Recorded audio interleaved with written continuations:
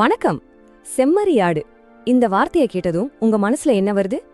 ஒருவேளை பச்சை பசேல்னு இருக்கிற வயல்வெளி, அமைதியான கிராமத்து வாழ்க்கை இதுதானே?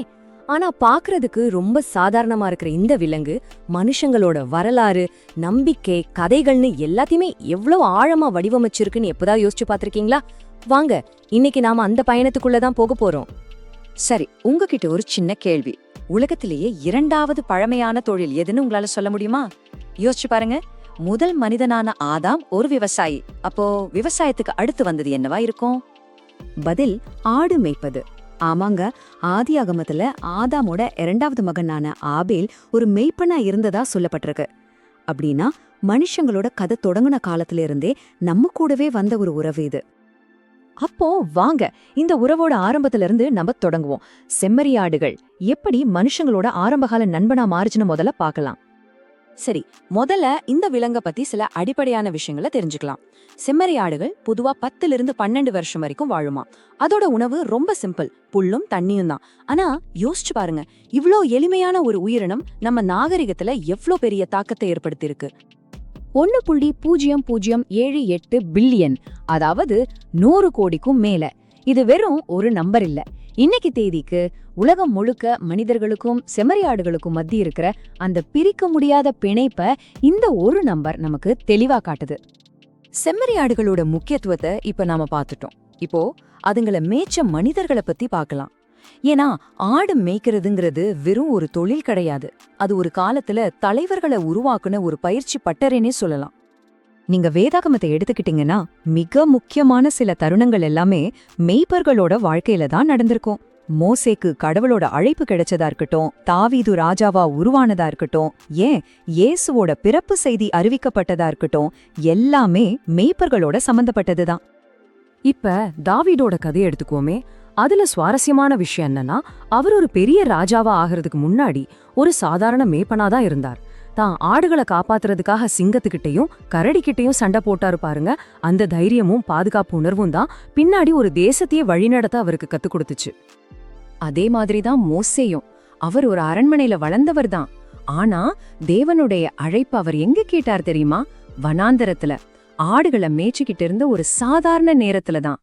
பாருங்க, சரித்திரத்தையே மாத்தின ஒரு அழைப்பு எவ்வளவு எளிமையான ஒரு சூழல கொடுக்கப்பட்டிருக்குன்னு. இந்த மேய்ப்பர்களோட முக்கியத்துவம் புதிய ஏற்பாட்டிலையும் தொடருது. உலக ரட்சகர் பிறந்துட்டாருங்கிற செய்திய முதல்ல கேட்டது யாரு? எந்த ராஜாக்களும் இல்ல, மத தலைவர்களும் இல்ல. நடு ராத்திரியில வயல்வெளியில தன் மந்தைய காத்துக்கிட்டு இருந்த சாதாரண மேய்ப்பர்கள் தான் அந்த நற்செய்திய முதல்ல கேட்டாங்க. சரி, இப்போ விஷயத்துக்குள்ள இன்னும் கொஞ்சம் ஆழமா போலாம்.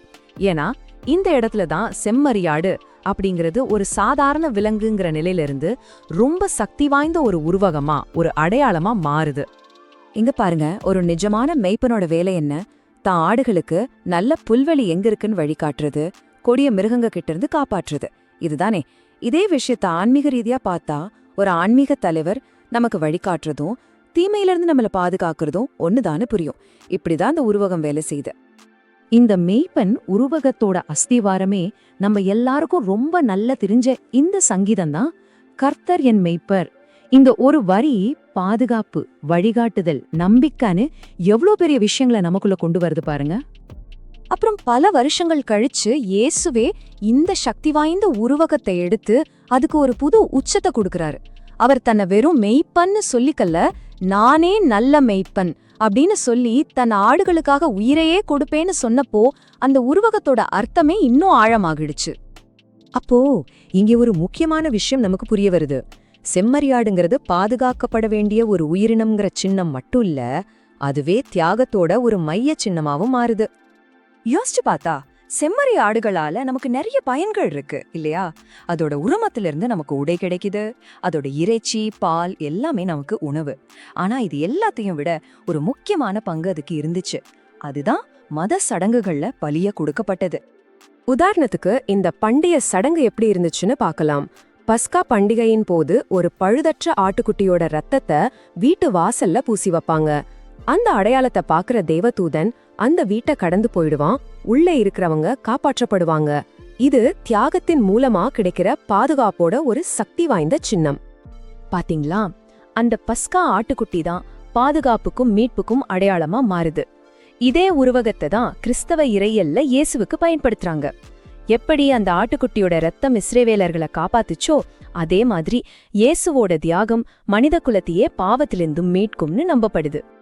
அப்ப பாருங்க, ஒரு பக்கம் நம்மள பாதுகாக்கிற மெய்ப்போம், இன்னொரு பக்கம் நமக்காக பலியாகிற ஆட்டுக்குட்டி. இந்த ரெண்டு விஷயமும் எப்படி ஒன்னா சேருது? அதுதான் இந்த முழு விஷயத்தோட உச்சகட்டமே. இந்த இறையியல் கருத்தை பேதுருவோட இந்த வசனம் ரொம்ப அழகா சுருக்கமா நமக்கு சொல்லுது. மீட்புக்காக ஒரு பரிபூர்ண தியாகம் செய்யப்பட்டுருச்சுங்கிற கருத்து தான் அது. இங்கதான் செம்மறியாடுங்கிற உருவகம் அதோட இறுதி கட்டத்தை அடையுது. அதனால இந்த முழு பயணத்தையும் நாம ஒரு ஆழமான கேள்வியோட முடிச்சுக்கலாம். யோசிச்சு பாருங்க, ஒரு சாதாரண ஆடு அது எப்படி ஒரே நேரத்துல நம்மள மென்மையா பாதுகாக்கிற ஒரு உருவகமாகவும் நமக்காக கொடுக்கப்படுற ஒரு உன்னதமான தியாகத்தோட சின்னமாகவும் இருக்க முடியுது? இந்த கேள்விக்குள்ளதான் ஒரு சாதாரண விலங்கு எப்படி மனித அனுபவத்தோட மையமா மாறுச்சுங்கிற ஆச்சரியமான கதை அடங்கி இருக்கு.